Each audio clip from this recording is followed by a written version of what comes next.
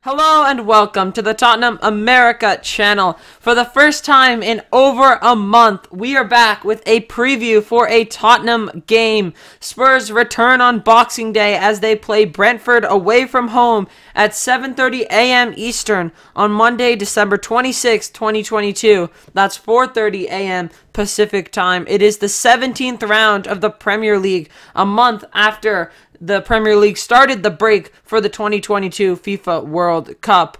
It will be at the Brentford Community Stadium, so it's a home game for Brentford. The referee is Englishman David Coote, and you can watch this game in the US on Universo, Univision Now, or USA Network as the first game of the morning.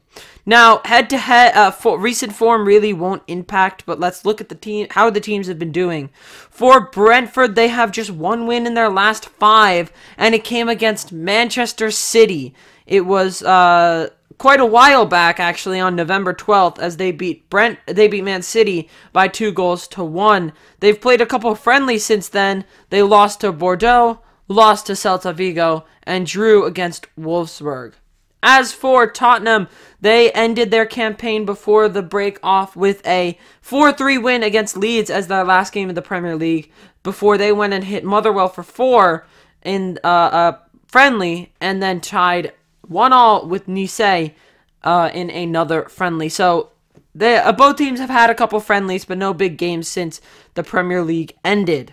And now we're going to move on to team news. Starting off with Brentford, Hickey is out with an ankle injury, Ayer is out with a knee injury, Baptiste is out with a muscle injury, and Skakosha is out with an ankle injury. So Brentford have 4 players injured for their Boxing Day match against Spurs, who have about 6 injuries or 5 injuries. Spence and Skip are both out with a illness. Richarlison is out with a hamstring injury, and Bentancur is out with a muscle injury that he suffered during the red card, or during the World Cup. On top of that, he is suspended after getting 5 yellow cards. Ben Davies is also doubtful because he suffered an injury during the World Cup with Wales. So the Spurs do have a couple players injured, and they do have Hugo Lloris out and Cuti Romero both out since they played in the World Cup final. So they get a longer break, but they should be back for Aston Villa. Next, we move on to projected lineup in goal. Because of Hugo Lloris' absence, we have Fraser Forster getting his first Premier League start under his Spurs belt. Our 3 defenders, Clement Lenglet, Eric Dyer, and Davinson Sanchez. Sanchez coming in for Cuti Romero, who is out since he won the World Cup and gets a longer break. Perisic and Doherty at wing backs. Perisic won 3rd place in the World Cup with Croatia, but he is able to be back in this game. He is back in training a little bit ago. And Doherty, who is in superb form, scored 3 goals throughout their Spurs' 2 friendlies against Motherwell and Nice. So he's in great form. I think he's going to get the start over Emerson against Brentford. And then in midfield, we have Bissouma, Højbjerg, Bentancur injured, and on top of that, suspended. And then front 3, we finally see our front 3 for the first time since a long time. I think it was September, maybe October. Because first Kulusevski got injured, and then Son got injured, and then Kulusevski came back. So front 3, Son, Kane, Kulusevski. We've all been waiting to see it. Yeah, Fraser Forster had a really good performance against Nottingham Forest in the EFL Cup. He saved us. If you remember, we could have gone like 6-0 down, but he had some incredible saves. So I think he's going to do pretty well. He's a solid backup to Hugo Lloris, and I just remember him turning into prime Oblak when we played Southampton last season and drew 1-1 with them. He had a ridiculous performance. Yeah, we don't have to be worried that Lloris is out because we have Fraser Forster. Yeah. He's a very trustable goalkeeper. Yeah. Experience too. Lenglet was slightly, I think he had a knock during the over the break, but he recovered from it, played 1 friendly. But I think I've been pretty surprised with him this season. I think he's done pretty well. Only time will tell, though. Yeah. As for our center back, Dyer did not have the most playing time, just a combination of 33 minutes at the World Cup, 13 against Senegal and 20 against Iran. But he's going to come back. He'll be ready to play. England went out in the quarterfinals. And yeah, I think Dyer's probably the first one that we're going to look for upgrade. I want to see Maguire. Maguire at Spurs. Only time will tell. Because Maguire played in a back three for England. Maguire was superb once, this World Cup. He was unbelievable. If he's used right, he's the best player. He's one of the best center backs. Yeah. And if we think about Dyer's position, I guess we could do another video on why Maguire could be a good fit. But if you look at Dyer's position, it's not a lot about like a one-on-one last man kind of defending that he does. Because he's got Romero and Longley on each side, or Sanchez, he ends up doing a lot of the more just kind of shaping up headers. A lot of aerial He's a big work. header, and Maguire's literally like 6'6", so who else would you want in that center back but a 6'6" guy? We completely changed our defense over the years.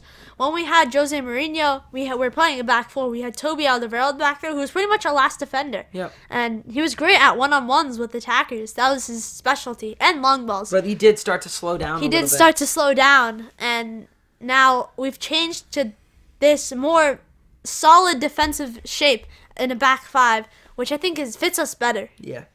Moving into our wing-back positions, Doherty had, as you said, great performance against in his friendlies, 3 goals, so he's undoubtedly going to get the start. The question is whether Perisic starts or not, because if Perisic doesn't start, Doherty will probably start on the left and Emerson on the right, because Perisic played in that third-place match. But we'll see. It all depends, but it would be, I think, Doherty on the left, Emerson on the right, if Perisic doesn't start. Doherty was playing on the left, I believe, against Nice. Yeah, so it's not a bad shout. Højbjerg went out very early in the World Cup group stage, but he did well. His team didn't. He was probably Denmark's best player, Yeah. I have to say. Yeah.